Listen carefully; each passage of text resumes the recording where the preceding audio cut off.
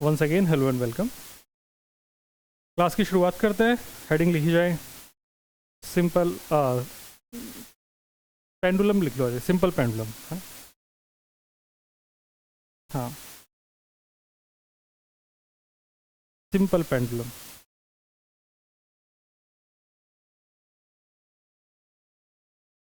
ठीक है, simple pendulum आप लोगों ने बाकी स्प्रिंग मास सिस्टम वाला तो देख ही लिया। उसमें मैंने सीरीज़ पैरेलल भी आपको स्प्रिंग का एक ऊपर ऊपर से ओवरव्यू दे दिया था कि अगर कभी आए तो आप लोग उसको कर लें।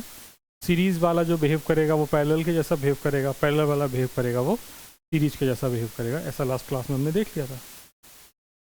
अब जो अपने को देखना है वो ये देखना है कि सिंपल पेंडुलम का टाइम पीरियड हम कैसे निकाल सकते हैं।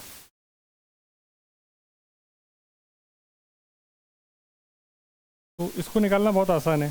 सिंपल पेंडुलम कहते हैं किसे, जैसे अगर हम एक रस्सी में, एक स्ट्रिंग में एक छोटा सा स्मॉल एम मास बांध दें। अगर स्ट्रिंग की लेंथ एल है, इसको अगर इसकी मीन पोजीशन से हल्का सा डिस्प्लेसमेंट दे दें जहाँ पर थीटा इज़ वेरी स्मॉल। ये बात बोलना ज़रूरी है वरना वो एसएचएम हो गई नहीं। अगर थीटा वेरी स्मॉल नहीं है तो फिर वो उसका जो ऑसिलेशन है वो एसएचएम टाइप का नहीं होगा। उसके बाद यहाँ से हम इस तरीके से इसको छोड़ दिया तो ऐसे ऐसे ऑसिलेट करता रहेगा। तो हमसे पूछा गया है कि इसका ऑसिलेशन का टाइम पीरियड कितना है। तो जब मैंने इसको इस पोजीशन से लाके छोड़ा तो उसका फ्री बॉडी डायग्राम बनाया तो यहाँ पर नीचे की तरफ mg लग रहा होगा। इस तरफ आएंगे तो ये एंगल थीटा है तो ये एंगल भी थीटा हो जाएगा। तो इधर हो जाएगा mg cos थीटा और इधर हो जाएगा mg sin थीटा। ठीक है, mg cos theta mg sin theta इस तरीके से हो जाएगा। mg sin थीटा होगा वो परपेंडिकुलर होगा इस लेंथ के। अगर इस जिस पॉइंट के अबाउट ये रस्सी को मैंने बांधा है, इस हिंज पॉइंट का नाम अगर मैं ओ दे दूं तो टॉर्क अबाउट ओ मैं आई इंटू अल्फ़ा लिख सकता हूँ, ऐसा मैंने पढ़ रखा है।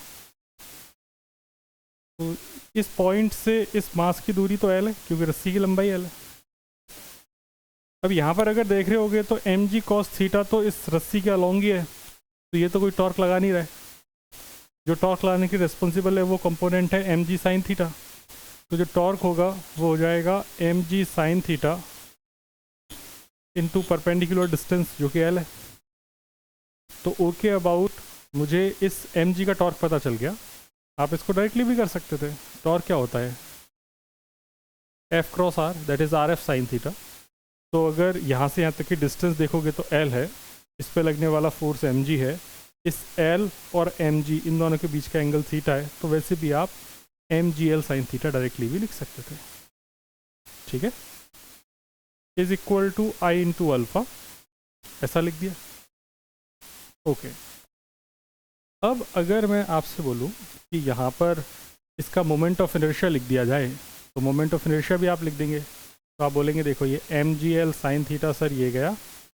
मोमेंट ऑफ इनर्शिया की बात करेंगे तो ये m मास है जो l डिस्टेंस पर रखा है। तो अगर ये एक्सिस ऑफ रोटेशन है जो कि है इसी के अबाउट तो ऐसे घूम रहा है, तो यहाँ से यहाँ तक की परपेंडिकुलर डिस्टेंस l है। एक्सिस से मास की परपेंडिकुलर डिस्टेंस अगर l है तो moment of inertia ml square हो जाएगा इंटू अल्फ़ा।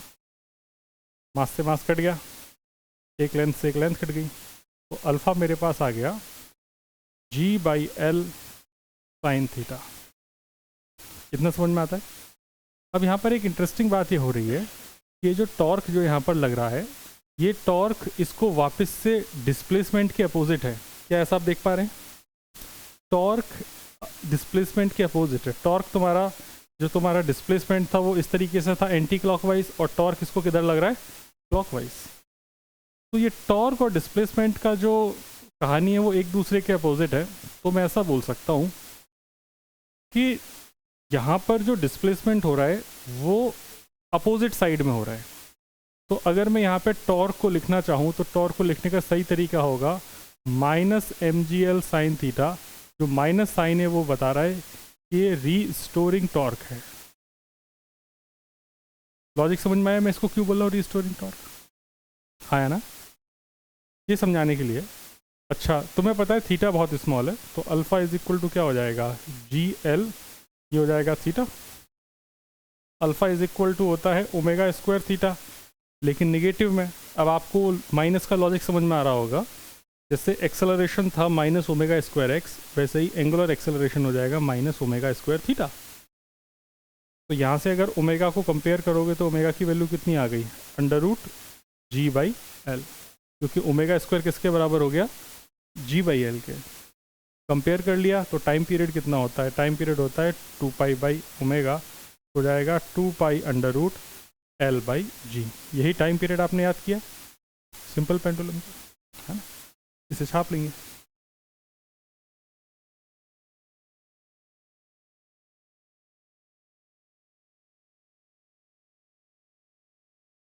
आप चाहें तो माइनस साइन सब जगह लगा सकते हैं, कोई प्रॉब्लम की बात नहीं है, लगा ही देते हैं। मतलब यहाँ पर भी माइनस लगा लो, मैंने क्योंकि माइनस के ऊपर डिनोट कर ही दिया है। बस माइनस का लॉजिक समझ याद रखना, माइनस का मतलब है कि वो रिस्टोरिंग है, वापस से अपनी जगह लौट कर आ रहा है, तो रिस्टोरिंग टॉर्क है। इस पर्टिकुलर इस चीज़ से, इस टॉपिक से एक तो टाइम पीरियड का क्वेश्चन पूछ सकता है, दूसरा यहाँ से एरर का क्वेश्चन भी बनता है। एरर का क्वेश्चन अगर तुमको याद नहीं है तो मैं याद दिला देता हूँ। जैसे एक मिनट रुक जाओ, मैं एरर भी बता ही देता हूँ। जैसे यही क्वेश्चन है, इसी में अगर मान लो एरर को भी तुम्हें इंक्लूड करना है, तो टाइम पीरियड होता है 2 pi under root L by g. तो लेंथ में चेंज की बात कर ले, मान लो जी सेम है, टाइम पीरियड में बात करेगा तो delta T by T, 2 pi और जी कांस्टेंट, तो हो जाएगा 1/2 डेल्टा एल बाई एल। ये फ्रैक्शनल एरर हो गई कि अगर लेंथ में कुछ एरर है तो टाइम पीरियड में कितनी एरर आएगी। तो ये fractional error in time period is equal to half of fractional error in length. ठीक है। अगर सिमिलरली यहाँ पर जी में भी कुछ एरर हो रही है तो प्लस जी करके भी ऐड कर देंगे। ओके, तो ये अगेन जेई के लिए, बोर्ड के लिए नहीं है। ठीक है, तो ऐसी ढेर सारी बातें हैं एक्स्ट्रा, तो पहले आप इसको छाप लें। अब जैसे जो भी अपन कॉम्बिनेशंस की बात कर रहे थे, कॉम्बिनेशंस सबसे पहले हम सीरीज कॉम्बिनेशन देख लेते हैं, है ना।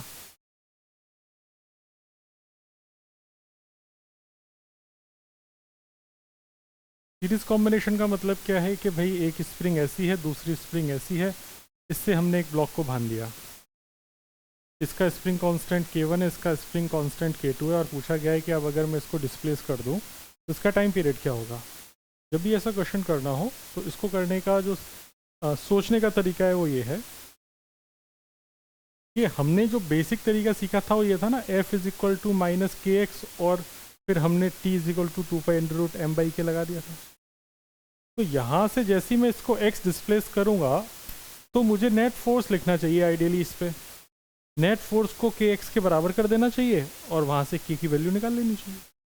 आया ना, इसी से मैंने निकाल लिया था a is equal to minus omega square X, तो यहाँ से ओमेगा की कैलकुलेशन आ जाएगी।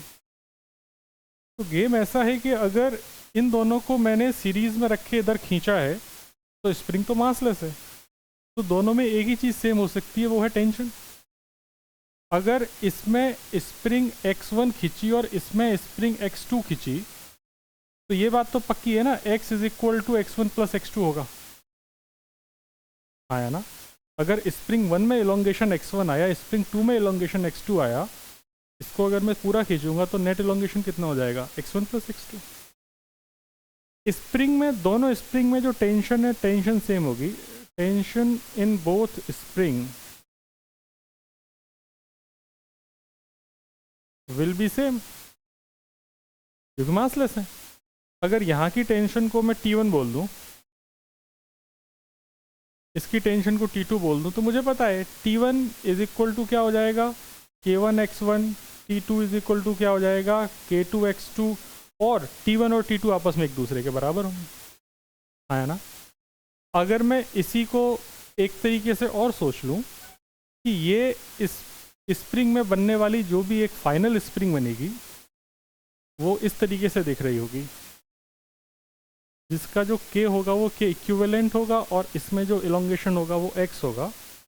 तो यहाँ पर जो टेंशन होगी T, वो T भी के इक्विवेलेंट इनटू एक्स के बराबर होगी कि नहीं होगी? तो मैं ऐसा बोल सकता हूँ ये भी टी लिखा हुआ है, ये भी टी लिखा हुआ है, सब कुछ टी लिखा हुआ है, आया ना? क्योंकि स्प्रिंग तो मासलेस है, और मासलेस कोई भी चीज़ है तो उसमें टेंशन हर एक पॉइंट पे सेम होती है। तो इस पहली इक्वेशन से अगर मैं x1 लिखना चाहूँ तो x1 को लिख दूंगा मैं कितना, t बाई k1, x2 को क्या लिख दूंगा, t बाई k2, और मैं x को क्या लिख दूंगा, t अपॉन k इक्विवेलेंट। तीनों चीज़ समझ में आ गई? इन तीनों को उठा के पहली इक्वेशन में पुट कर देता हूँ।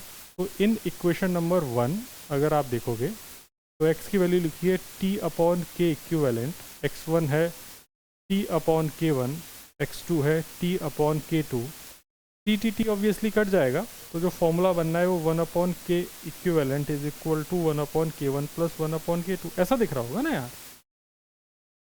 तो ये तो पैरेलल जैसा ही है। तो इसीलिए मैंने बोला था कि इसको याद कर लो, इस पूरे ड्रामे से बचना चाहते हो तो k1 k2 upon k1 plus k2। जब भी तुमको SHM के अच्छे क्वेश्चंस करने हैं तो ध्यान रखना, सबसे पहले मीन पोजीशन पर लेके आना है, उसके बाद उसको x डिस्प्लेस करना है। x डिस्प्लेस करने के बाद जो भी नया फोर्स आ रहा है वो नया फोर्स kx के बराबर होना चाहिए, है ना? तो यहाँ पर तो पहले से तो कोई फोर्स था ही नहीं, पहले से इक्विलिब्रियम है। तो उसके बाद जो भी x खिसकाने के बाद नया फोर्स आया उसको मैंने किसके बराबर कर दिया, kx के। तो यहाँ से k इक्विवेलेंट आ गया। अब कोई पूछे कि अब बताओ इस कॉम्बिनेशन का टाइम पीरियड क्या होगा, तो इस कॉम्बिनेशन का टाइम पीरियड सिंपल कितना हो जाएगा, 2 pi under root m upon k equivalent, खत्म। आया ना? ऐसे ही अब अगर मुझसे कोई बोले कि नहीं यार एक सीरीज कॉम्बिनेशन हो गया तो पैरेलल कॉम्बिनेशन की भी बात कर लो। तो पैरेलल कॉम्बिनेशन को अगर आप देखोगे तो पैरेलल कॉम्बिनेशन दिखने के भी कई तरीके हैं। जैसे ये तो साफ साफ पैरेलल आपको दिखाई दे रहा होगा, k1 k2, आया ना? ये आपको देखने में सीरीज लग रहा है कि नहीं लग रहा है, आया ना? बट ये पैरेलल है। देखो कैसे, ये अर्थ को अगर मैं सेम पोटेंशियल मान लूँ तो अर्थ और ब्लॉक के बीच में दो स्प्रिंग जुड़ी हुई हैं।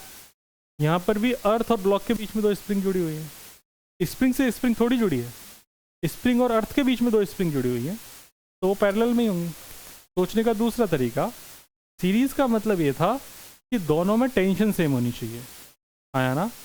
और पैरेलल का मतलब ये है दोनों में इलोंगेशन या कंप्रेशन सेम होना चाहिए। अगर मैं इसको इसकी मीन पोजीशन से आगे डिस्प्लेस कर दूं, x डिस्प्लेस कर दिया, तो इसमें भी x डिस्प्लेसमेंट है, इसमें भी x डिस्प्लेसमेंट है। सिमिलरली अगर मैं इसको मीन पोजीशन से x डिस्प्लेस कर दूं तो इसमें x इलोंगेशन है और इसमें x कंप्रेशन है। जब इलोंगेशन और कंप्रेशन सेम हो जाए तो इस तरीके की जो घटना है वो हम बोल देंगे पैरेलल कॉम्बिनेशन।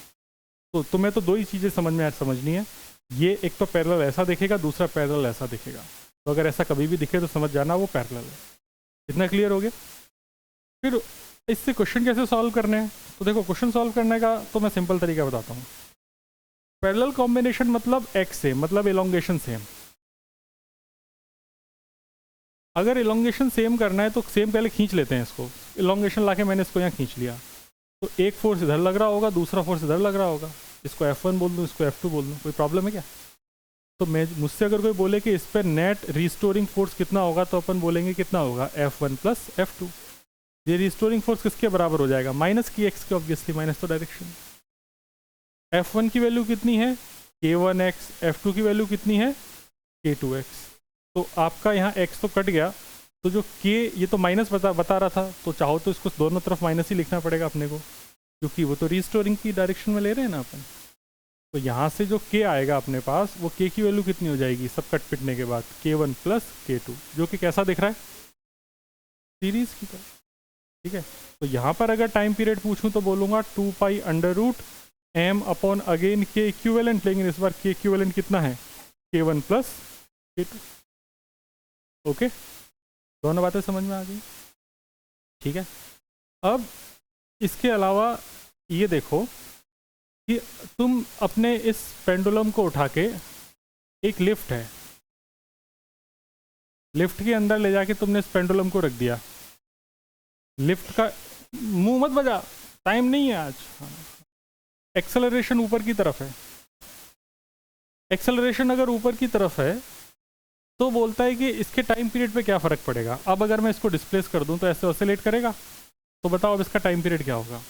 तो हमेशा ध्यान रखना, तुमने जो फॉर्मूला लिखा था 2π√L/g था ना, तुमको याद आ रहा होगा कि जैसे ही तुम लिफ्ट के अंदर जाते हो तो लिफ्ट के अंदर का जी इफेक्टिव चेंज हो जाता है। अगर लिफ्ट का एक्सेलरेशन ऊपर है तो जी प्लस है, नीचे है तो जी माइनस है। तो यहाँ पर हमेशा जी इफेक्टिव लिखा जाएगा पेंडुलम का। तो अगर ये लिफ्ट ऊपर एक्सेलरेट हो रही है तो यहाँ पर इसका फॉर्मूला बनेगा 2π√L/g प्लस है। कब? If acceleration is upward, increasing की बजाय अपवर्ड लिखना है। समझ गए बात को? और यही t is equal to 2π√L/g minus से बनेगा कब? If acceleration is downward. तुमको न्यूटन्स लॉ ऑफ मोशन याद आ रहा होगा, जब इस लिफ्ट का एक्सेलरेशन नीचे था तो इसका जी इफेक्टिव जी माइनस से हो गया था। अगर नहीं याद आ रहा है तो तुम निकम्मे नालायक नकारा हो। अब बताओ, याद आया है ना? अगर ऊपर एक्सेलरेशन है तो जी प्लस है, नीचे एक्सेलरेशन है तो जी माइनस है। इसका एक और एडवांस वर्जन आता है कि अगर मैंने एक कार्ट ले ली, कार्ट समझते? बस समझ लो, अंग्रेजी तो आती है वैसे भी तुम्हें? अच्छा, नहीं आती। एक्सेलरेशन ए है, एक्सेलरेशन ए है इसका, लेकिन इस बार हॉरिजॉन्टल है।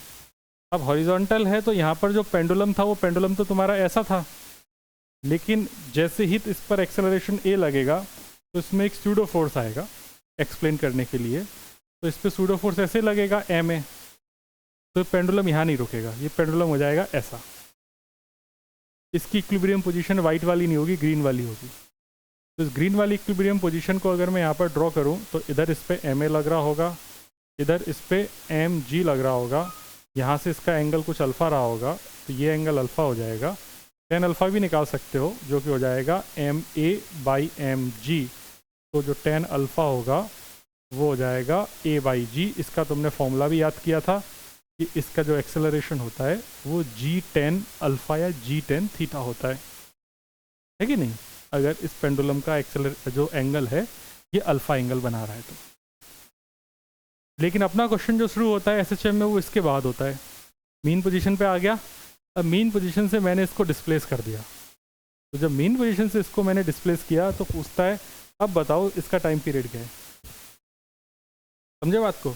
अगर मैंने इसको मीन पोजीशन से डिस्प्लेस कर दिया तो अब बताओ इसका क्या क्या कहाँ पर है टाइम पीरियड। तो इसका टाइम पीरियड निकालने के लिए फॉर्मूला तो यही है, t is equal to 2π√L/g। लेकिन g इफेक्टिव यूज़ आएगा क्योंकि अब इस कार्ट के अंदर का जो इफेक्टिव ग्रेविटी है वो चेंज हो चुकी है। इस कार्ट के अंदर की इफेक्टिव ग्रेविटी कितनी हो गई? mg नीचे की तरफ, ma लेफ्ट की तरफ। तो इसका रिजल्टेंट निकालते हैं।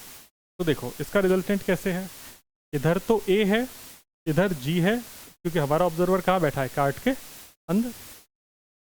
तो इन दोनों का जो रिजल्टेंट आएगा वो क्या आ जाएगा? जी इफेक्टिव √a² प्लस जी स्क्वायर। तो यहाँ पर जो टाइम पीरियड निकलेगा वो टाइम पीरियड हो जाएगा 2π√L/√g² plus a²। Under root के अंदर अंडर रूट आएगा, चमका?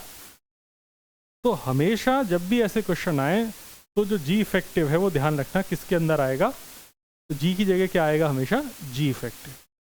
जी इफेक्टिव अलग अलग फेज में अलग अलग हो सकता है।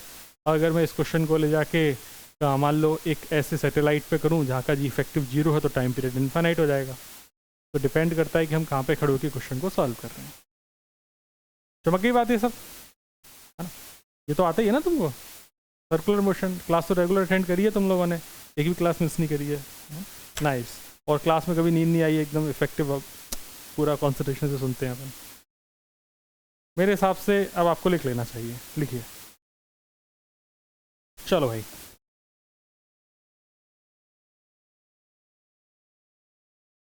ये तो खैर क्या ही लिखना है, इसे तो छोड़ो। अगली चीज़ मैं ऐसा बोल सकता हूँ कि अगर ऐसे कोई कार है, ऐसे एक रोड है जो ऐसे सर्कुलर रोड है, इसकी रेडियस आर उस पर ऐसे जा रही है, उस कार के अंदर एक पेंडुलम लटका हुआ है। टॉप व्यू हो गया ये तो, टॉप व्यू हो गया।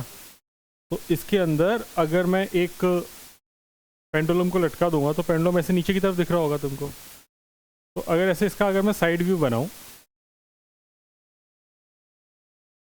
तो साइड व्यू बनाने पे ऐसा दिख रहा होगा तुमको कि ये कार है, ये ऐसे पेंडुलम है, ये कार इस तरीके से सर्कुलर पाथ पे कि इसका रेडियस इस साइड इधर है, तो इस पे जो एक्सेलरेशन लगेगा v²/r वो बाहर की तरफ लगेगा स्यूडो, नीचे की तरफ इसका g इफेक्टिव, नीचे mg वाला g आ जाएगा तो इसका g इफेक्टिव √g² + a² होगा। तो पेंडुलम अल्टीमेटली इस तरीके से दिख रहा होगा मुझे इस लाइन के अलोंग, थोड़ा सा टेढ़ा आया ना, क्योंकि ये जो ma फोर्स होगा v²/r इसको यहाँ हॉरिजॉन्टल में वर्टिकल में रहने नहीं देगा, ये वर्टिकल से बाहर की तरफ इसको धक्का मार देगा, है ना। तो इसको ये बाहर की तरफ रहेगा तो इसका जी इफेक्टिव चेंज हो गया होगा। तो मैं यहाँ पे टाइम पीरियड अगर लिखूँगा तो लिखूँगा 2π√L/g इफेक्टिव, और हो जाएगा 2π√L/√g² + v²/r का होल स्क्वायर। खत्म। इस प्रकार ये चैप्टर आपका खत्म होता है। तो अपन इसके बाद क्वेश्चंस करेंगे। करो भाई क्वेश्चन।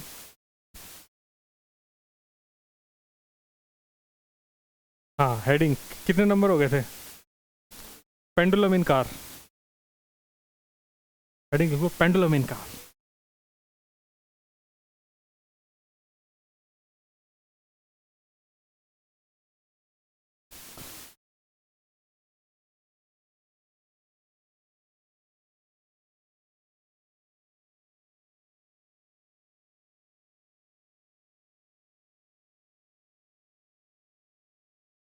वैसे तो मुझे इसका जो फिगर है ये यहाँ बनाना चाहिए था, पर्टिकुलर इस एंगल पर ही, क्योंकि बाहर की तरफ ही हो जाएगा, लेकिन मैंने इनिशियली बना दिया क्योंकि यहाँ पर तो ऐसा रहेगा ही नहीं है, ये तो उधर बाहर की तरफ खिंच जाएगा ना।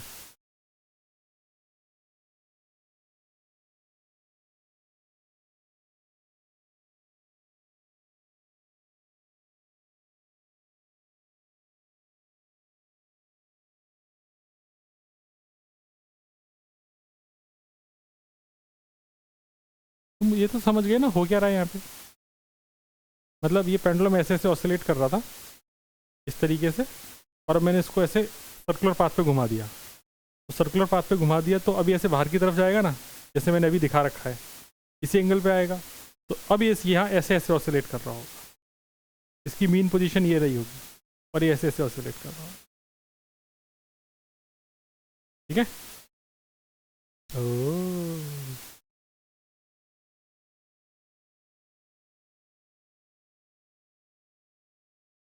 उम्मीद करते हैं आपका दिमाग एकदम प्रॉपर काम कर रहा होगा अभी तक।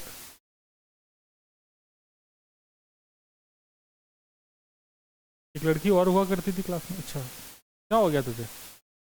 बेंच नीचे क्यों घुसी है? बेंच में घुसी है, कितनी नींद आ रही है? ऐसा क्या चरस वरस की गोली तो नहीं खा के आती तू? आके तो बस मुझे क्लास में बेंच में ही घुस जाना है।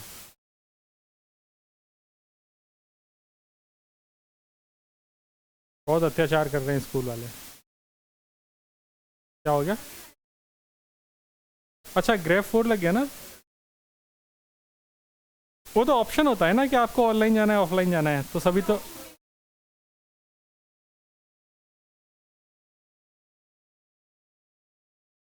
ये वैसे भी कोई पढ़ाई नहीं होनी। चलो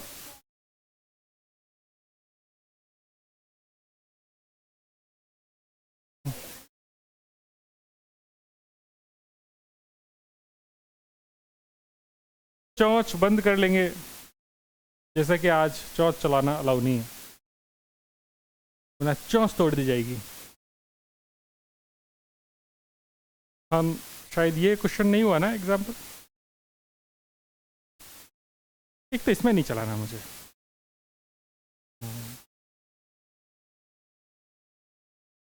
इसमें चलाना है। यस, इसमें अपन ने कितने एग्जाम्पल्स देख लिए? 3 देख लिए। तो चौथा कहाँ है, दिख रहा है? 3 देख लिया ना पक्का? हाँ ठीक है, ये तीसरा वाला देख लिया ना ये? हाँ ओके, यही तो बताना था इसमें पीरियोडिक बट नॉट एसएचएम। चलो ये वाला क्वेश्चन देखते हैं। इसमें क्या कह रहा है, the two figure given below depict 13.4 example देख रहे हैं। To circular motion, the radius of the circle, the period of revolution, the initial position and sense of revolution are indicated in the figure. Obtain the SHM motion of the x projection of the radius vector of the rotating particle p in each case. ये तो घटिया question है ना, आसानी से हो गया होगा। जैसे ये वाले क्वेश्चन को देखो तो इसने एम्पलीट्यूड ए माना है, इनिशियल 45 माना है और एंटी क्लॉकवाइज घुमा दिया है, टाइम पीरियड 4 माना है। ये क्वेश्चन को तो कर लिया होगा आप लोगों ने। मतलब ऐसा है, ये एंगल 45 मान लिया इनिशियल, मतलब π/4 मान लिया, एम्पलीट्यूड को ए मान लिया है इसने, टाइम पीरियड को 4 सेकंड मान लिया है, और इसका initial sense of rotation anti clockwise है, यही है ना। तो ओमेगा मुझे पता चल गया, ओमेगा कितना होता है 2π/t, तो मेरे पास हो गया 2π/4, मतलब ओमेगा π/2 है, इतना पता चल गया। ठीक है, अब इसकी इक्वेशन लिखने का क्या तरीका है, तो अपन ने रंग बदल लिया समझने के लिए। पहली बात तो एक्स प्रोजेक्शन लेना है, तो मैंने मान लिया कि इसके बाद ये t=0 पर यहाँ है, t=t पर यहाँ आ जाएगा, तो ये कितना चलेगा, तो मुझे पता है ये ओमेगा से घूम रहा है तो ओमेगा टी चलेगा, हाँ है ना। अगर ओमेगा से घूम रहा है तो थीटा की वैल्यू कितनी होती है, ओमेगा टी, तो ओमेगा टी चलेगा। ये टोटल एंगल मुझे पता चल गया, अब टोटल एंगल हो गया ओमेगा टी प्लस π/4। अब यहाँ पर अपने को देखना ये है कि ये जा किधर रहा है, ये क्लॉकवाइज जा रहा है या एंटी क्लॉकवाइज जा रहा है। तो कैसा लग रहा है, किधर जा रहा है, एंटी क्लॉकवाइज जा रहा है। तो अगर ये एंटी क्लॉकवाइज जा रहा है तो इसका जो प्रोजेक्शन है वो किधर जा रहा होगा, राइट में या लेफ्ट में? हाँ, तो लेफ्ट जा रहा होगा। ठीक है, अगर ये क्लॉकवाइज होता तो यहाँ से प्रोजेक्शन किधर जा रहा होता, राइट में जा रहा होता। तो मुझे अगर ये डिस्टेंस निकाली तो डिस्टेंस तो मुझे पता चल गई साफ साफ, एक्स तो मुझे पता चल गया, एक्स मुझे पता चल गया ए कॉस ओमेगा टी प्लस π/4। मैंने क्या सोचा, मैंने सोचा कि एक ट्रायंगल है जिसमें ये एंगल ए है, ये एंगल ओमेगा टी प्लस π/4 है, और ये मुझे निकालना है यहाँ से लेके यहाँ तक का एक्स। तो आ गया मेरे पास ए कॉस थीटा से। यहाँ तक कोई डाउट? तो एक्स पता चल गया। लेकिन क्या ये सही है, मेरा क्वेश्चन ये है, ये सही है या गलत है, इस बात को कौन जज कर सकता है? अगर तुम देखोगे तो पार्टिकल यहाँ से 2 बार निकलेगा, तो मुझे इसकी वेलोसिटी निकाल के एक बार चेक कर लेना चाहिए। तो जैसे यहाँ पर वेलोसिटी होती है dx/dt, तो वेलोसिटी हो जाएगी a omega but in minus sine omega T plus π/4। इतना समझ में आता है? t की वैल्यू 0 रखने पे ये वेलोसिटी अगर नेगेटिव में आ रही है तो सही है, क्योंकि इसकी डायरेक्शन नेगेटिव साइड है। और अगर t की वैल्यू 0 रखने पे पॉजिटिव आ रही है तो गलत है, क्योंकि t की वैल्यू 0 रखने पे वेलोसिटी इसकी इधर नहीं हो सकती, वेलोसिटी इसकी इधर ही है, क्योंकि एंटी क्लॉकवाइज जा रहा है। कितना बुद्धि में आता है? तो मैंने इसको t की वैल्यू 0 रख ली, तो v मेरे पास कितना आ गया, माइनस का a omega sine π/4। Sine π/4 positive होता है नेगेटिव? कैसे नशेड़ी हैं, यही नहीं पता कि फर्स्ट क्वाड्रेंट में साइन 45 पॉजिटिव होगा। π/4 मतलब 45 हो गया ना फर्स्ट क्वाड्रेंट, करना इनको यही है। तो इसका मतलब v तो यहाँ पे निगेटिव हो गया ना, इसका मतलब मेरा आंसर सही आया ना, चमक गई बात। चलो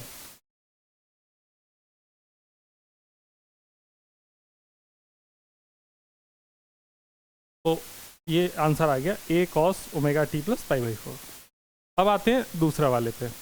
दूसरे वाले पे क्या कह रहा है कि टाइम पीरियड 30 है, एम्पलीट्यूड b है, और घुमाना इसको वर्टिकल टॉप मोस्ट पॉइंट से, तो घुमा देते हैं। ओमेगा की वैल्यू डाल देना इसमें, मैंने वैल्यू नहीं डाली ओमेगा की। ओमेगा की वैल्यू कितनी निकाली है बताओ, π/2। 5/2 निकालिए। हाँ 4 निकालिए ना शायद, कितनी निकालिए? 5/2 निकालिए। दूसरे वाले क्वेश्चन में पार्टिकल को यहाँ से शुरू करना है, क्लॉकवाइज घुमाना है। ओमेगा इज 2π/t, टी की वैल्यू इस बार क्वेश्चन में 30 दी है, तो ये हो जाएगा π/15। अब ये क्वेश्चन अपने लिए ईजी हो गया, क्योंकि अपने को पता है कि यहाँ से अगर अपन देखेंगे तो t = t पर पार्टिकल यहाँ आ जाएगा, थीटा मतलब ओमेगा से घूम रहा है, t टाइम में कितना कवर कर लेगा, ओमेगा t। और अगर यहाँ से एक परपेंडिकुलर को ड्रॉप कर दें तो x एक्सिस पे जो इसका प्रोजेक्शन आएगा वो यहाँ से लेके यहाँ तक की डिस्टेंस आ जाएगी। तो यहाँ से लेके यहाँ तक की जो डिस्टेंस है वो कितनी आ जाएगी, अगर जो डिस्टेंस ये होगी वही डिस्टेंस ये है, तो ये अगर b है तो ये डिस्टेंस ये वाली है b cos थीटा, तो ये वाली कितनी हो जाएगी, b sin थीटा। तो x की वैल्यू कितनी आ गई मेरे पास, b sin थीटा। थीटा की जगह कितना डाल देंगे, ओमेगा t, बस आंसर आ गया। समझ गए बात को? चीज़ें तो आसान थी, ये तो करना मैंने सिखाई दिया तुम्हें, ये फेजर डायग्राम लेके चलाना सिखा दिया ना पूरा डिटेल में, इसीलिए सिखाया था ताकि ये सब चीज़ें आपको एकदम ऐसी लगें कि पता नहीं क्या पढ़ रहे हैं, ईजी ईजी। आप लोग छाप लीजिए अगर इच्छा है तो, वरना तो समझ में आ ही गया होगा। इच्छा है, एनसीईआरटी में लिखा हुआ है सर।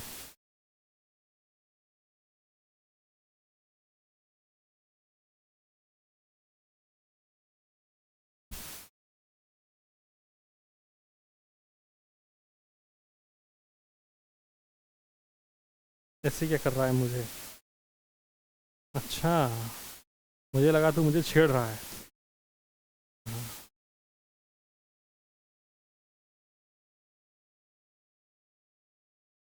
चलो आगे बढ़े। तो इसमें क्या लिखोगे, सब तो लिखे हुआ है।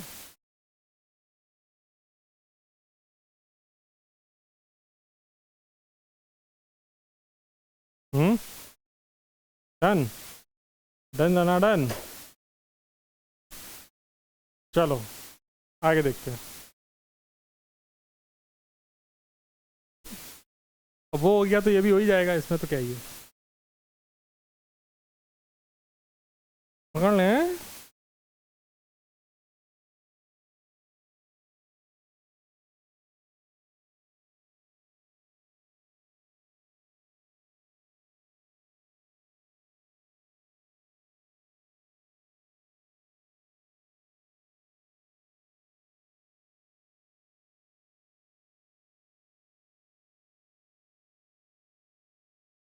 इनिशियल फेज तो है ही नहीं ना, और एम्पलीट्यूड की जगह बी लिखो,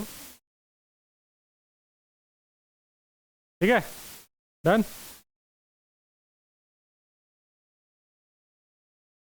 अगला क्वेश्चन देखते हैं,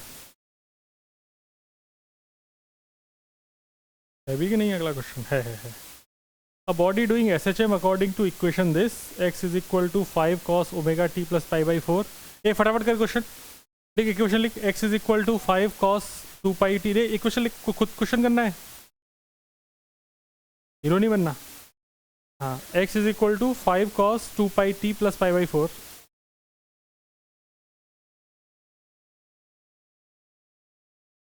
t = 3/2 सेकेंड पे आपको क्या क्या निकालना है, डिस्प्लेसमेंट, स्पीड और एक्सेलरेशन। तो उसका पहले तो डिस्प्लेसमेंट निकाल ले, एक बार डिफरेंशिएट करके स्पीड निकाल, वेलोसिटी निकाल, फिर उसमें टाइम की वैल्यू डाल, फिर उसको एक बार और डिफरेंशिएट करके एक्सेलरेशन निकाल, वापस से टाइम की वैल्यू डाल।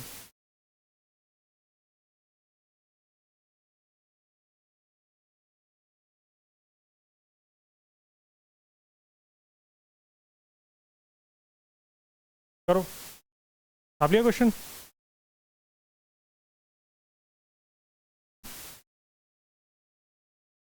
फाइव कॉस 2πt + π/4, और जो जिस टाइम पे मुझे चीज़ें चाहिए वो है एट t = 3/2 सेकेंड, मतलब 1.5। ये एग्जाम्पल था, ये x दे रखा है अपने को। v निकालेंगे तो कितना हो जाएगा, 10π माइनस का साइन 2πt + π/4। जिनको डिफ्रेंसिएशन नहीं आता वो पढ़ना छोड़ दें, है ना, अब कुछ नहीं हो पाएगा उनका।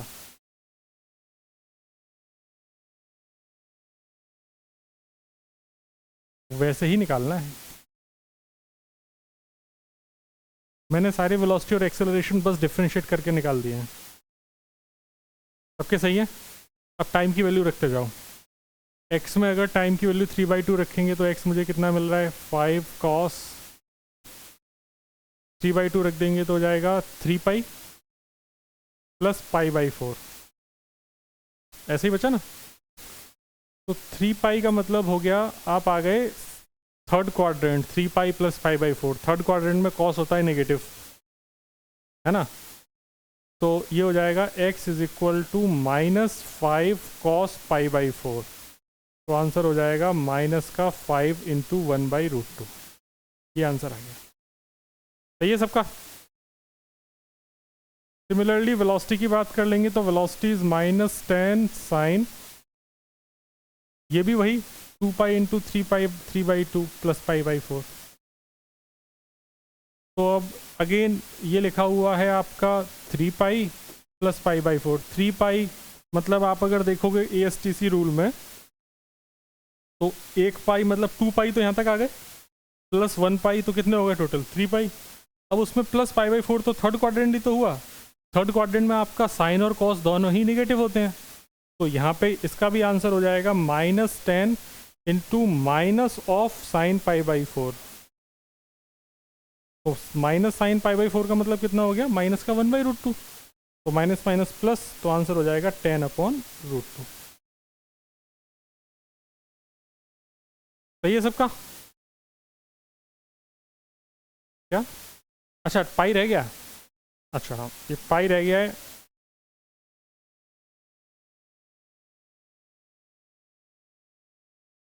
तो ये आंसर आ गया, पाई के साथ आएगा। उसके बाद एक्सेलरेशन की बात कर लेते हैं।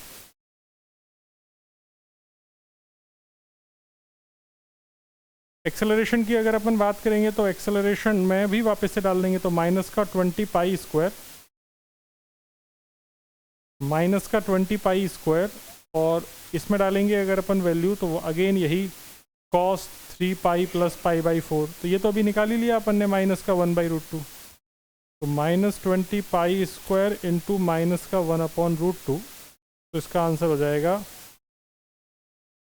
या इसको √2 से ऊपर नीचे रेशनलाइज कर दो तो ये हो जाएगा 10√2 इंटू पाई स्क्वायर।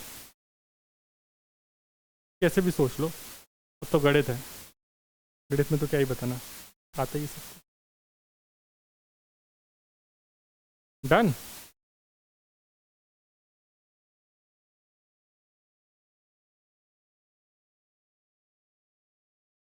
आसान है।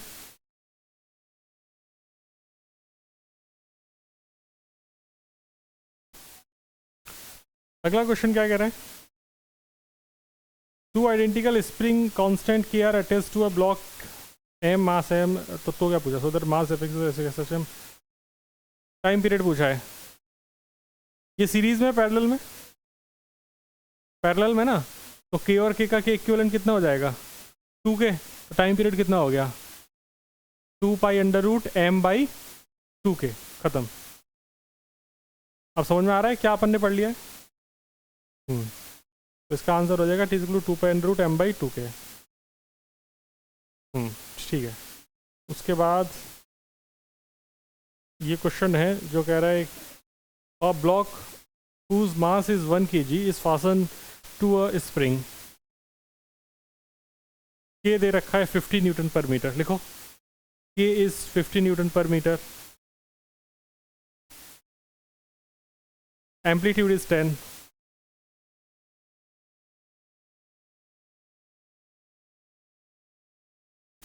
Calculate the kinetic energy, potential energy, total energy of the block when it is at a 5 centimetre. X is equal to 5 centimetre. यहाँ पर अपने को सब कुछ चाहिए। अब देखो ये क्या घटिया सा क्वेश्चन कह रहा है। उसने ये बोला कि मेरे पास एक स्प्रिंग मास सिस्टम है। स्प्रिंग मास सिस्टम दिख गया, ये के है, ये एम है। अब इससे यहाँ से इसको मैंने 10 सेंटीमीटर खींच दिया, तो इसका मतलब एम्पलीट्यूड ही तो दिया है 10 सेंटीमीटर। लेकिन इसने जो क्वेश्चन पूछा है वो x इज इक्वल टू 5 पे पूछा है। तो इसका k अपने को 50 दिया, मास कितना दिया, ज़रूरत भी नहीं है। और एम्पलीट्यूड दिया है 10 सेंटीमीटर और 50 न्यूटन पर मीटर। अब अगर मैं तुमसे पोटेंशियल एनर्जी पूछ रहा हूँ तो पोटेंशियल एनर्जी 5 पे कितनी हो जाएगी, हाफ के एक्स स्क्वायर इन जनरल। तो हो जाएगा हाफ के की जगह डाल देंगे 50, एक्स की जगह डाल देंगे 0.1 का होल स्क्वायर, क्योंकि मीटर में रखना पड़ेगा ना बेटा। खत्म। ऐसे ही अगर काइनेटिक एनर्जी पूछी जाए तो काइनेटिक एनर्जी हो जाएगी हाफ एम वी स्क्वायर। अब वी तो तुम्हें पता नहीं है 5 पे, वी पता है क्या तुमको 5 पे कितना है, तो इसको निकाल लेते हैं। आपको ये पता है v is equal to omega under root A square minus X square, बस इसी दिन के लिए पढ़ा था ये। तो यहाँ पे v इज इक्वल टू, अब यहाँ पर आपके पास ओमेगा, ओमेगा क्वेश्चन में दिया है, ओमेगा कुछ तो दिया होगा ना इन्फॉर्मेशन, ऐसे कैसे। मास 1 kg दिया, तो मास इज 1 kg। तो देखो k इज इक्वल टू होता है m ओमेगा स्क्वायर, तो ओमेगा की वैल्यू कितनी हो गई, अंडर रूट के बाई एम। तो ओमेगा को यहाँ पर डाल देंगे इसके बाद। के की वैल्यू कितनी है अपने पास 40, 50, मास इज 1, तो ओमेगा की वैल्यू आ गई 50 बट एंड अंडर रूट, मतलब 5√2 है ना, 5√2 आ गई। तो omega is under root 50, under root of A square, तो 0.1 का स्क्वायर माइनस एक्स का स्क्वायर दैट इज 0.5 का स्क्वायर, 0.05 का स्क्वायर, क्योंकि 5 सेंटीमीटर है। तो यहाँ से मुझे इसकी स्पीड पता चल जाएगी। इस स्पीड को ऐसे ही रहने दो, स्क्वायर स्क्वायर मत करो, अंडर रूट मत करो, क्योंकि अभी स्क्वायर तो करना ही है वहाँ। तो ये हो जाएगा अंडर रूट 50, और ये आपके पास कितना आ रहा है 0.1 का स्क्वायर माइनस 0.05 का स्क्वायर।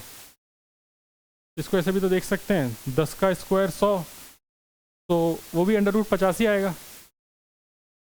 10 का स्क्वायर 100, 5 का स्क्वायर 25, तो और 25 मतलब अंडर रूट 75। अंडर रूट 75 का मतलब हो गया 0.075, 0.75 ऐसा आ गया ना, यही आ रहा है, देख लो यही आ रहा होगा। नहीं नहीं, यही आएगा। 100 का स्क्वायर 75, 75 का, हाँ 0.75 ही आना चाहिए। तुम्हारे हिसाब से क्या आ रहा है,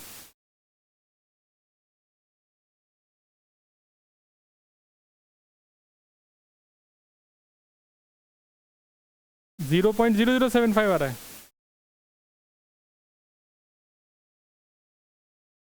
ऐसा बच्चे बोल रहे हैं, मुझे नहीं पता, मतलब मुझे तो भरोसा नहीं हो रहा इनकी बातों पे। यही होगा, ठीक है भाई मान लेता हूँ, मैं नहीं चेक कर रहा। इसको स्क्वायर कर दो, मास की जगह वैल्यू डाल दो, बस ये सॉल्व हो गया क्वेश्चन, काइनेटिक एनर्जी आ गई। मैं इस क्वेश्चन को कभी भी ऐसे सॉल्व ही नहीं करता, पता है मैं कैसे सॉल्व करता, देखो मैं काइनेटिक एनर्जी ऐसे कभी नहीं निकालता। मैं पहले इसकी निकालता टोटल एनर्जी या मैकेनिकल एनर्जी, जो कि होती हाफ के ए स्क्वायर, आया ना। तो ये हो जाती हाफ के की जगह डालता मैं कितना 50, और एम्पलीट्यूड की जगह कितना डालता 0.1 का स्क्वायर, तो ये हो जाता 25 इंटू 0.01, तो या 10⁻², तो 0.25, ये इसकी टोटल एनर्जी होती 0.25 जूल। पोटेंशियल एनर्जी मुझे 5 सेंटीमीटर पे पता है, हाँ है ना। इसने कहाँ पे पूछी थी पोटेंशियल एनर्जी, तो मैंने 0.1 पे क्यों निकाली है, 5 पे निकालनी है ना, तो 0.05 का स्क्वायर, इतना चमक गया। तो मुझे 5 सेंटीमीटर की काइनेटिक एनर्जी, पोटेंशियल एनर्जी पता है, मुझे सिस्टम की टोटल एनर्जी पता है, काइनेटिक निकालनी है तो टोटल में से पोटेंशियल घटा दो तो उस वक्त की काइनेटिक आ गई, खत्म। तो ये सब इतनी मेहनत करने की जरूरत नहीं पड़ेगी। ओके, एक ही बात है, कहीं से भी कान पकड़ लो, ऐसे इजी क्वेश्चंस आते हैं। ये तुमने अपना बैग एकदम ज़मीन पे क्यों लटका रखा है, नीचे एकदम चरणों में पड़ा है तुम्हारे, दंडवत कर रहा है तुम्हें।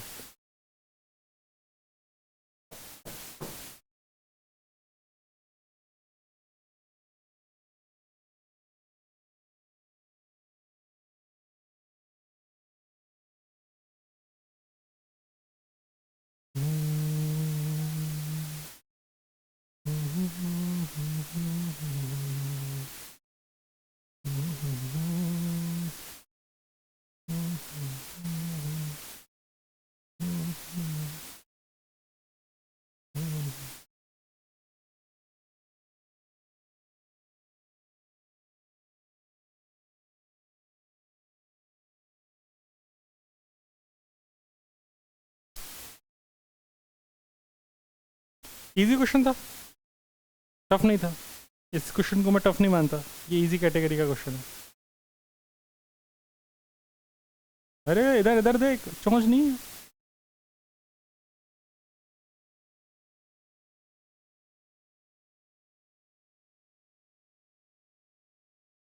आगे चलें क्या? अभी नहीं?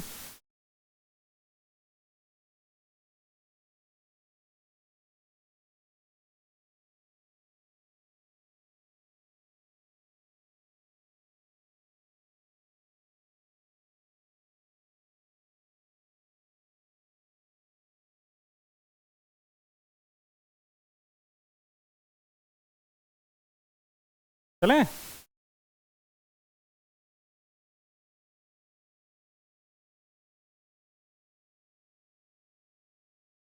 क्वेश्चन नंबर 13.7 तुमने लुढ़का लिया, मार पीट के इसे भी ख़त्म कर लिया।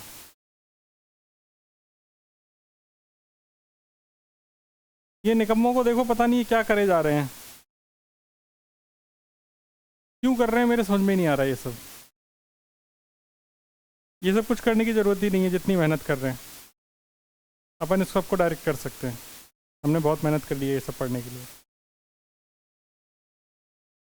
उसके बाद अगला क्वेश्चन है, what is the length of a simple pendulum which ticks seconds. Ticks का मतलब क्या होता है? जिसका टाइम पीरियड 2 सेकेंड हो, है ना? हाँ, जिस एक ऐसा पेंडुलम, इसको अपन एक और पेंडुलम के नाम से जानते हैं, सेकेंड्स पेंडुलम, जिसका टाइम पीरियड कितना हो, 2 सेकेंड। तो ऐसा पेंडुलम जिसका टाइम पीरियड 2 सेकेंड होता है उसको अपन सेकेंड्स पेंडुलम के नाम से भी जानते हैं। तो आप इस बात को भी लिख लेंगे, सेकेंड्स पेंडुलम मतलब जिसका टाइम पीरियड 2 सेकेंड हो। अब तो ये क्वेश्चन में कुछ नहीं बचा, 2π√L/g में t 2 सेकेंड हो गया, g की वैल्यू 9.8 हो गई, l निकालना है। 1 मीटर कहाँ है भाई? तो सॉल्व हो गया, ठीक है। बच्चा कह रहा है सॉल्व हो के 1 मीटर आ रहा है, इसकी बात को मैं मान लेता हूँ, क्योंकि मानने में मेरा क्या जा रहा है।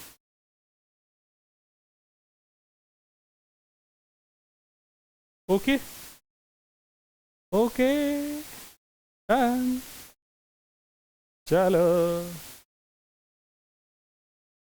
अब बताओ तुम, इसमें बताओ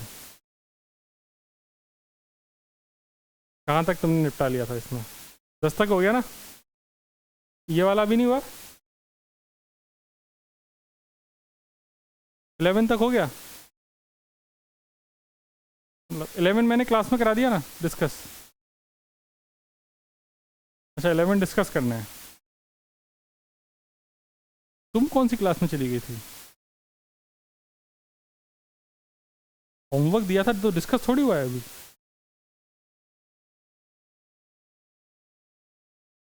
ये जो फिगर है ऐसा बोल रहा है कि ये क्वेश्चन अभी जैसा अपन ने किया था ना एग्जाम्पल में, वैसे ही क्वेश्चन है, एकदम सेम टू सेम। तो आसाम से आसाम से नहीं, हाँ नॉर्थ ईस्ट जाना पड़ेगा, आसानी से कर सकते हैं। 2 सर्कुलर मोशन है, the radius of circle, the period of revolution, the initial position, sense of revolution, सब कुछ दे रखा है, indicated as shown in the figure. तो इनसे अपन को SHM की इक्वेशन चाहिए एक्स एक्सिस पे, एक्स एक्सिस पे चाहिए ना, एक्स प्रोजेक्शन, बिल्कुल सही। तो जैसे इसमें अगर तुम देखोगे तो कहाँ से शुरू कर रहा है, यहाँ से शुरू कर रहा है। अगर यहाँ से शुरू कर रहा है तो इसकी इक्वेशन कितनी होती है, -a sin ω t। तो लिख लो, खत्म हो गया question, x is equal to -a sin ω t।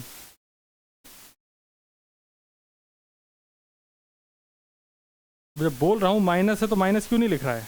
हाँ, अच्छा यहाँ पर देखेंगे तो यहाँ पे कहाँ से आ रहा है, यहाँ से शुरू कर रहा है, एक्सट्रीम से आया ना। अगर एक्सट्रीम से शुरू करेगा तो क्या लिखना है,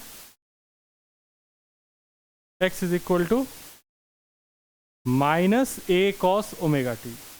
तो लिख लो x is equal to -a cos ω t, खत्म। इजी था ये तो, है ना।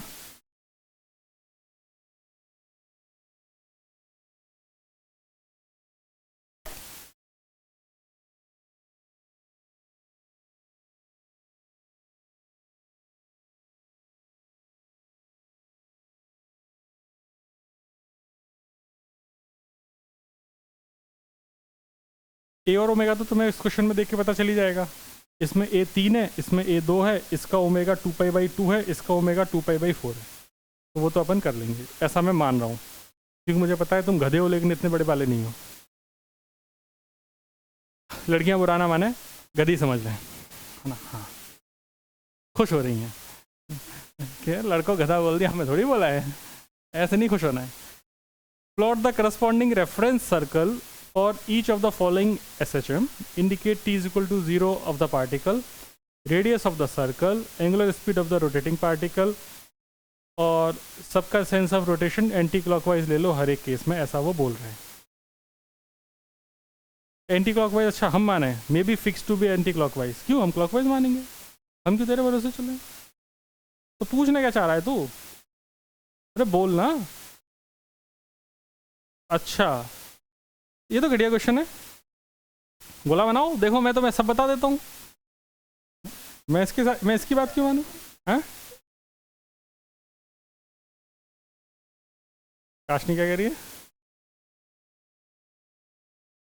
हाँ कुछ तो कह रही है, आज बिल्ली वाली टी-शर्ट पहन के आई है।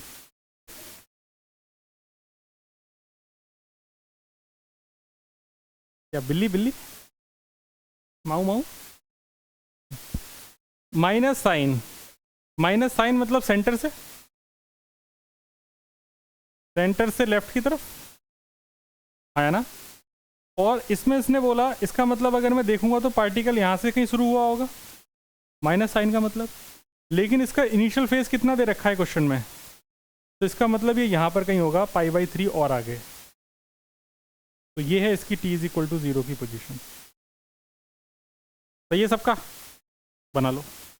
ये मैंने कब माना है, जब पार्टिकल कैसे घूम रहा है, क्लॉकवाइज। मैंने सारे, मैं जितने भी बनाऊंगा मैं एंटी क्लॉकवाइज के लिए नहीं बनाऊंगा, मैं किसके लिए बनाऊंगा, क्लॉकवाइज के लिए।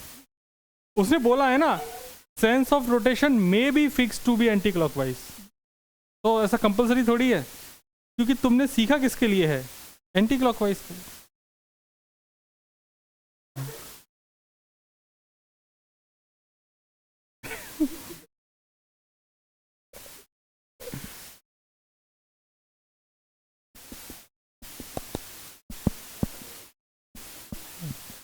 चमक गया?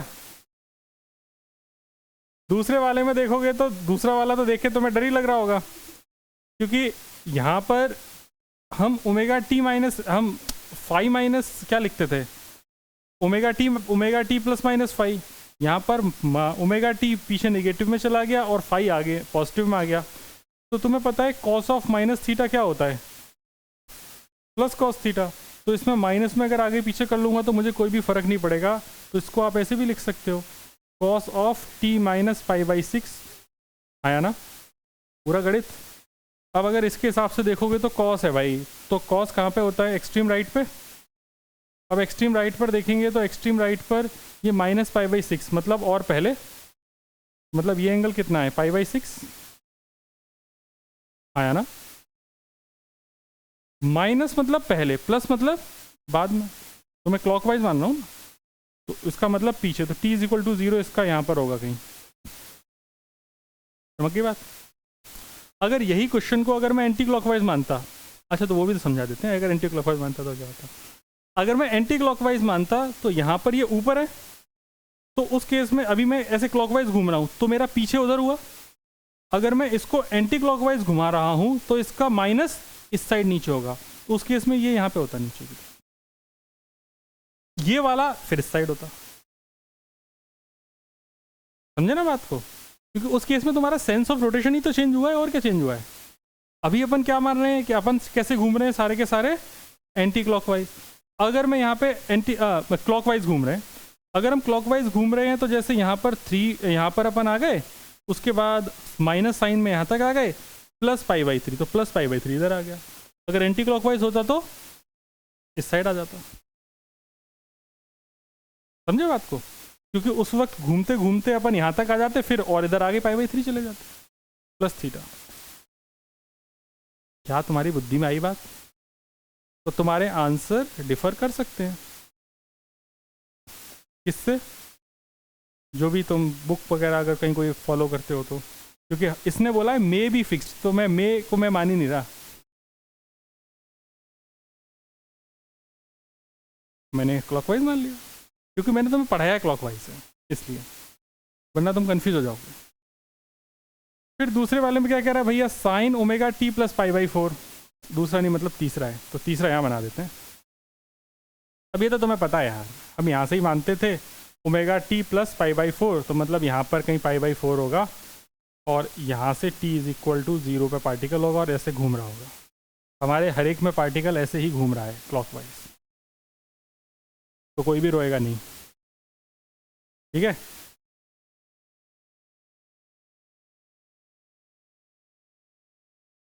देन चौथे में क्या कह रहा है, 2 cos ओमेगा टी, कहाँ पे होगा 2 cos ओमेगा टी वाला, कॉस वाला किधर होता है, एक्सट्रीम राइट, तो एक्सट्रीम राइट पे बना देना, मतलब चौथा ऐसा बन जाएगा यहाँ पे। ये क्या हुआ इसे, कुछ तो लोग कहेंगे,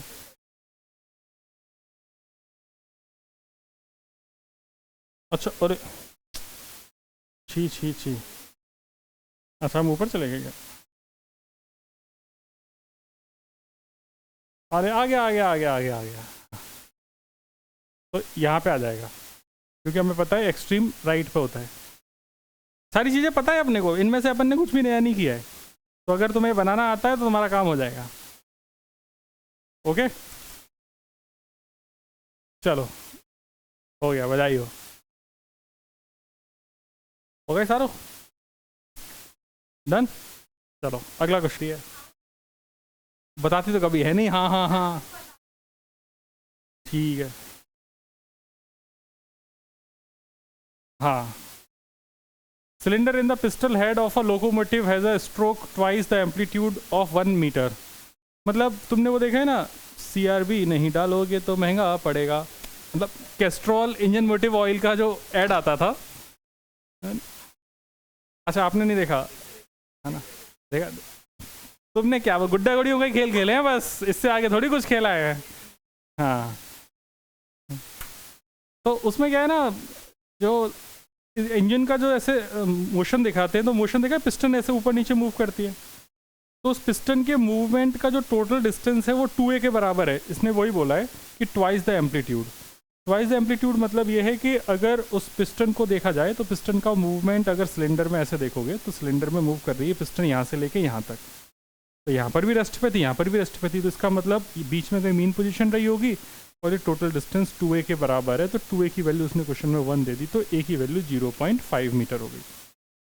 इतना चमक गया, क्वेश्चन में बोल भी दिया उसने। If the piston move with SHM with N angular frequency 200 radian पर मिनट, तो मैक्सिमम स्पीड पूछी है, ओमेगा इज 200 रेडियन पर मिनट और उसने V मैक्स पूछा है, तो V मैक्स की वैल्यू कितनी होती है, ओए ओमेगा, लेकिन ओमेगा को अगर आप देखोगे तो पर मिनट में है, तो आप चाहे तो इसको सेकंड में कन्वर्ट कर सकते हैं, तो 200 रेडियन पर 60, एक मिनट में 60 सेकंड, तो कितना हो गया 10/3 रेडियन पर सेकंड, वैल्यू डाल दो, तो this is 1/2 amplitude, omega is 10/3, तो 5/3 मीटर पर सेकंड इसकी मैक्सिमम स्पीड आ गई। ये एकदम घटिया क्वेश्चन था यार, मैंने क्यों सॉल्व कर दिया, दुख हो रहा है मुझे। अरे फॉर्मूला ही तो था, V = a ओमेगा में डालना था, समझ गया। ये क्वेश्चन नहीं करना चाहिए था, ये क्वेश्चन तुमसे कराना चाहिए था। हाँ हाँ, तो स्ट्रोक ऑफ 1 मीटर का मतलब क्या है, twice the amplitude, that is 2a। अच्छा स्ट्रोक होता है मूवमेंट, जो उसका 1 मूवमेंट इज 1 स्ट्रोक। तुमने सुना है 4 stroke cylinder engine, 4 cylinder engine, गुड्डी गुड़िया खेल खेला है घर घर, गुड़ियों की शादी कराई है नहीं, अच्छा गुड्डे गुड्डी, हाँ नहीं आजकल कुछ भी हो सकता है। अच्छा बारहवीं होती थी, अब 12वीं तो अनमैरिड थी, 12वीं की शादी थोड़ी होती है।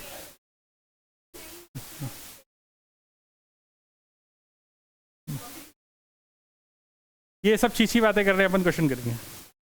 The acceleration due to gravity on the surface of moon is 1.7 metre per second square. देखो g at moon is 1.7 metre per second square.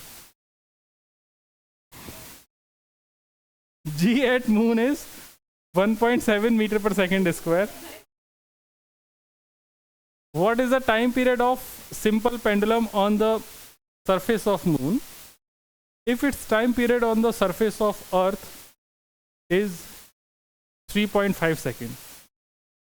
So time period t at earth is 3.5 seconds.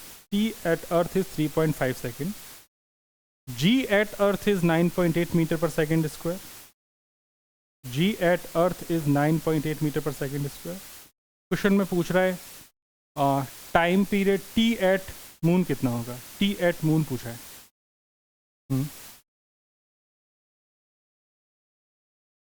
हाँ same pendulum है ना, pendulum थोड़ी अलग अलग. चमक गया इतना. अब इसमें क्या करना है, फॉर्मूला आपको बताइए क्या फॉर्मूला था टाइम पीरियड का.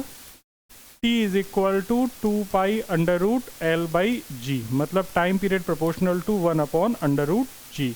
मतलब T at moon is equal upon T at earth is equal to under root G at earth divided by G at moon. Solve हो जाएगा. मैं नहीं सॉल्व कर रहा, आप लोग सॉल्व कर लीजिए, है ना.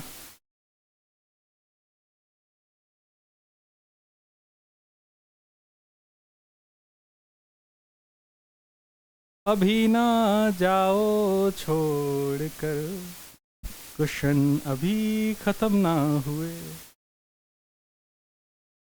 आ जाओ आ जाओ आ जाओ. हाँ बैठो बैठो, आओ देखो देखते हैं.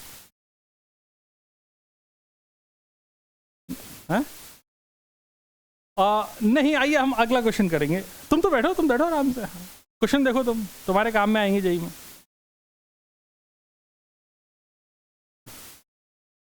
बैठो बैठो. कैसा रहा पेपर. ठीक था कुछ.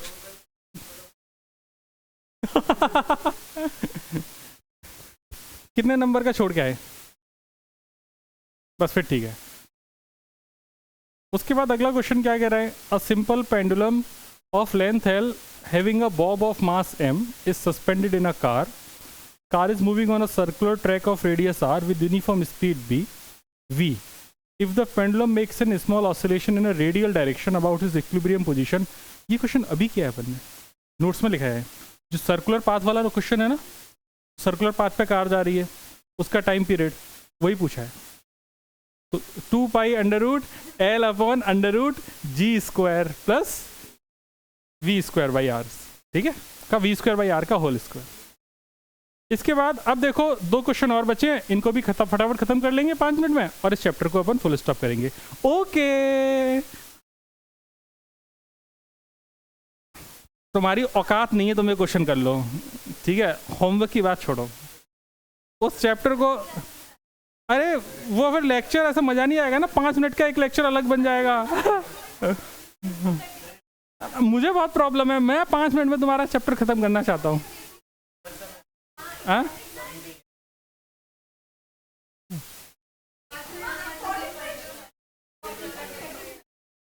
ठीक है, तुम्हारी मर्जी. आज की क्लास यहीं तक. Thank you.